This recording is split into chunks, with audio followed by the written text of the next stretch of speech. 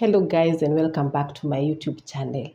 If you are new here, this is the home of trading issues, bold conversations, and the stories everyone is talking about, but not everyone is breaking down properly. We don't just report, we analyze. Guys, today's trading topic is hot. It's about Bishop Ben of JCM and today's church service attended by none other than the Kenya's president, William Ruto. And the reaction has been explosive.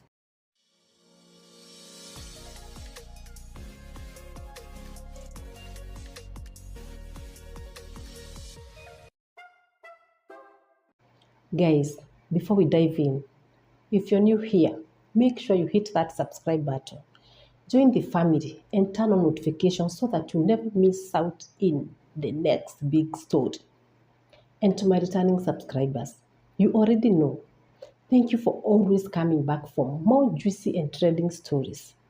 So guys, let's get into it. What went down today? President William Ruto attended a church service at Jesus Compassion Ministries, JCM International, led by Bishop Ben Kiege. Now, on the service, that might seem normal. President attending church is not new in Kenya, but this time it hit differently. Why? Because many Kenyans, especially Gen Z, remember Bishop Ben previously speaking strongly about government accountability, youth issues, and alleged injustices. And now, the same president he was seen as a critical is seated in his church. That's where the tension begins. The anger online is not small, it is round. And why are people angry? One is the promise issue. People are saying Bishop Ben had positioned himself as independent from political power. Some claim he had indicated he wouldn't host any government official in his church. So now, hosting the president feels like a contradiction. And in politics, perception is everything. You see, the Kenyan youth, they are very politically alert right now. Many young people have been vocal about governance, abductions, police brutality, and accountability. So, when a pastor who was seen as sympathetic to youth concerns hosts the head of government, emotions flare up. To them, it feels like you stood with us. Now you are standing with power. Some citizens are interpreting this visit as subtle endorsement of a second term bid. The two-term narrative. Even if nothing political was declared directly, symbolism matters. You see, in Kenya, church platforms carry influence, and that influence can be interpreted as alignment. Guys, I want us to look at how this visit by the president to JCM could affect Bishop Ben long term. Let's talk about the church growth impact. On the short term, there could be a dip in attendance from upset members. Medium term, the church may actually stabilize, but with a reshaped audience. Usually, what happens in controversy is critics leave, royal supporters become stronger. So, JCM might not shrink, but it may change. The other thing is relationship with other clergy. Hosting a sitting president moves Bishop Ben into a different category.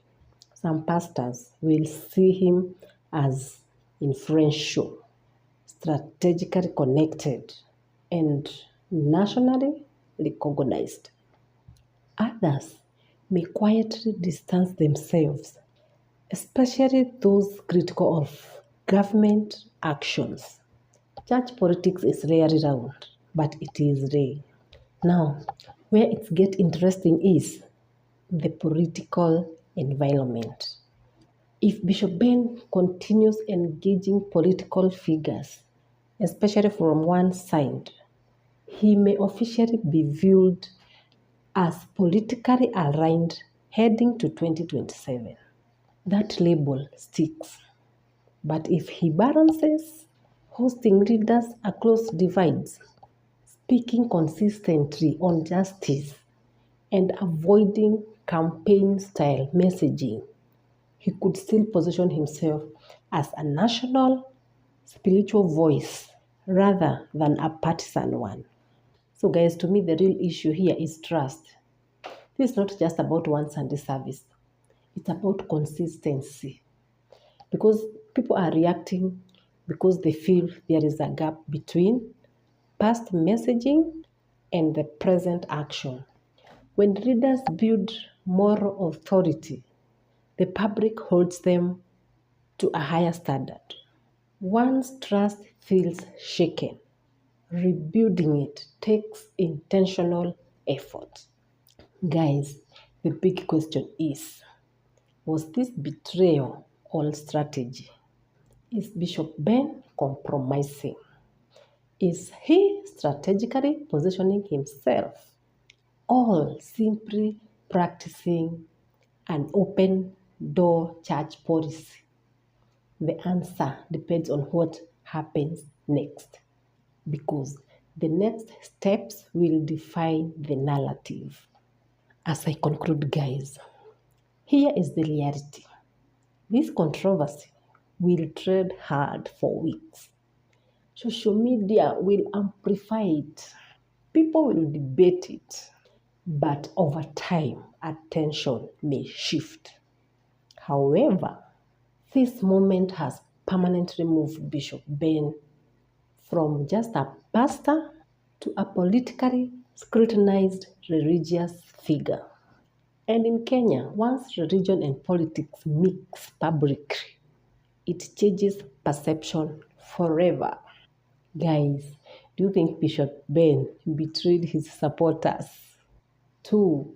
Do you believe a church should be open to every reader, including the president? Please drop your comment in the comment section below. Let's have a respectful conversation. If you enjoyed this breakdown, please make sure you like this video, comment your opinion, and remember to subscribe if you are new to this channel. And to my royal subscribers, thank you so much for always riding with this channel. More trading, bold, and juicy stories are coming. And until next time, stay informed, stay critical, and I will see you in the next video. Thank you so much, guys, for watching. Bye.